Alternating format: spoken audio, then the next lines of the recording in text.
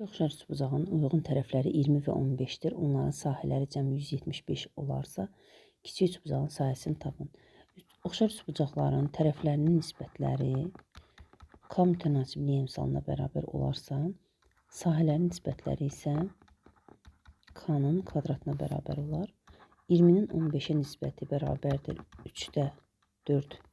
Hər tərəf 5-ə ixtisar etsək 3-də 4.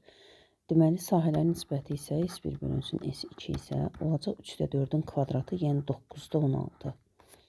Və buradan biz S1-i 16 ilə, S2-ni isə 9 ilə mütənasib olaraq götürsək, 16x üstəgəl 9x bərabər olmalıdır 175-ə. 25x bərabərdir 175. X də bərabərdir 175 25-ə bölsə 7 alınar.